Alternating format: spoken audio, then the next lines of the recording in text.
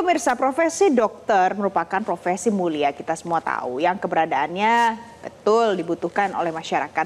Sedikitnya jumlah dokter terjadi karena mahalnya biaya pendidikan dokter, sulit dijangkau oleh masyarakat kebanyakan. Nah, ironisnya di balik jubah putihnya noda hitam tengah mewarnai dunia kedokteran akibat kasus pelecehan seksual yang dilakukan oleh oknum dokter. Ya, jadi pekerjaannya mulia, tapi banyak oknum yang kemudian tidak melakukan tindakan mulia. Akibatnya, tak sedikit dokter terjerat pidana karena kasus pelecehan terhadap pasiennya hingga terancam kehilangan statusnya sebagai dokter. Berikut saya dan Valen akan memaparkan paparan rasional data dan fakta dalam segmen Paradoks kali ini. Kita akan lihat ya, sebenarnya jubah putih, niat hitam, krisis etika dalam dunia kedokteran. Pemirsa, kita lihat yang pertama. Jadi ini adalah terkait dengan jumlah dokter di Indonesia yang saat ini sebenarnya belum ideal angkanya. Nah, kalau misalnya kita lihat pemirsa, rasio dokter yang ideal menurut WHO itu jumlahnya adalah 1:1000. Jadi 1 dokter dalam 1000 orang masyarakat. Tapi kita di Indonesia hanya punya 140.000 dokter di tahun 2022.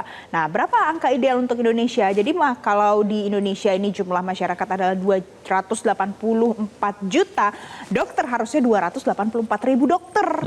Tapi kan tadi Valen bilang hanya sekitar 140.000 dokter jauh. ya. Masih jauh, bahkan belum mencapai harus kurang dari setengah lah.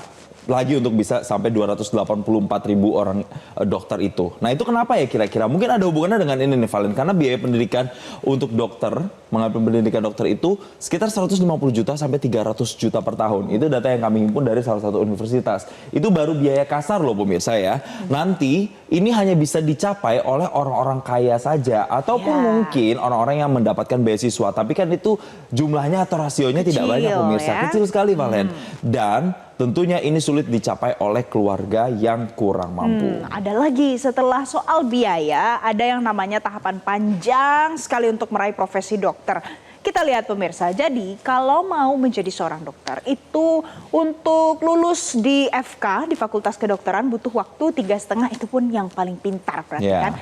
Tapi ada lagi yang lain, ada yang namanya masa koas sampai 2 tahun, kemudian ada usai koas itu namanya uji kompetensi mahasiswa pendidikan kedokteran. Itu pemirsa memang ujiannya 3 bulan sekali, jadi dalam 1 tahun itu hanya bisa dilakukan 4 kali ujian, dan ada pengakuan dari beberapa dokter yang ternyata sampai belasan kali, 12 kali ikut uji kompetensi ini dan belum jadi dokter. Kemudian ada lagi namanya sejenis internship. Nah, ini dokter hanya dibayar dengan gaji yang sangat kecil, bahkan jauh di bawah UMR. Dan bahkan harus beberapa itu di daerah-daerah terpencil begitu ya, atau yang tenaga kesehatannya masih kurang. Tapi Valen ya, ini kan prosesnya panjang sekali, biayanya juga besar ya, tadi kita udah bahas. Ternyata pekerjaan dokter ini tuh juga mengalami kerentanan loh. Kalau misalnya terjadi nih, misalnya ada dugaan malpraktik, itu dokter bisa dikenakan hukuman, ada denda, penjara, bahkan hingga pemecatan. Dan semuanya ini sudah diatur pemirsa dalam KUHP, terutama di pasal 359, 360, dan juga 361. Dan bahkan dokter itu juga bisa dituntut membayar ganti rugi dalam hal pasien menderita kerugian. Itu diatur juga dalam KUHP Perdata, tepatnya di pasal 1365. Jadi sebenarnya posisi dokter ini memang sangat diperlukan, tapi vital banget dalam penyelenggaraan pelayanan medisnya. Jadi pemirsa, dokter itu adalah komponen vital. Kita lihat slide-nya. Ini kalau kita dalam penyelenggaraan pelayanan medis, ada yang namanya perlindungan dikhususkan untuk profesi dokter. Namanya perlindungan leg spesialis. Jadi kalau seandainya ada tuntutan yang dilayangkan, nah itu belum langsung sampai ke dalam pidana umum. Kecuali kalau kasusnya seperti kemarin pelecehan seksual, kan ini tidak berkaitan ya dengan profesi dan pekerjaannya sebagai seorang dokter. Jadi kalau dokter ini ada hubungan dengan antara dokter dan pasien, itu harus dilandaskan pada azas kepercayaan jasa. Jadi kalau misalnya pasiennya tidak ngerti apa-apa, ya harus percaya pada dokternya. Jadi kalau misalnya mau disu atau dituntut, itu ada perlindungannya karena azas leg spesialis tadi. Betul, jadi memang satu-satunya yang bisa dipercaya ketika kita datang ke rumah sakit dan bertemu dokter, sebagai pasien ya hanya kepada dokter begitu ya, kurang lebih ya Valen. Tapi ternyata paradoksnya, ini kan agak bias begitu ya, karena praktik dalam dunia kesehatan, apalagi dokter satu dengan dokter yang lain itu juga mungkin bisa beda. Beda-beda. Dalam hal ini misalnya harga obat yang diresepkan misalnya oleh dokter, itu juga kerap dikeluhkan mahal. Mungkin sebenarnya harganya nggak segitu, tapi ternyata dikasih obat yang sebenarnya nggak terlalu perlu tapi dikasih. Pernah kan mungkin mendengar kasus-kasus seperti itu. Nah itu karena kita punya akses kepercayaan yang tinggi sama dokter, akhirnya kita ngikutin. Atau kemudian pasien itu juga nggak jarang terjadi korban pelecehan oleh dokter. Misalnya, saya izin ya Bu, ini bagian dari SOP, saya harus pegang ini, bagian-bagian tertentu. Tapi ternyata kalau ditelisik sama dokter lain, ternyata bagian-bagian itu sebenarnya nggak perlu. Gitu. Tapi kan pasiennya percaya sama dokternya kan. Dan ini tidak terjadi untuk semua dokter ya pemirsa. Oknum, hanya beberapa oknum saja. Misalnya seperti kasus di Garut kemarin ya. Yes. Yang USG di perut kok naik sampai ke payudara gitu loh.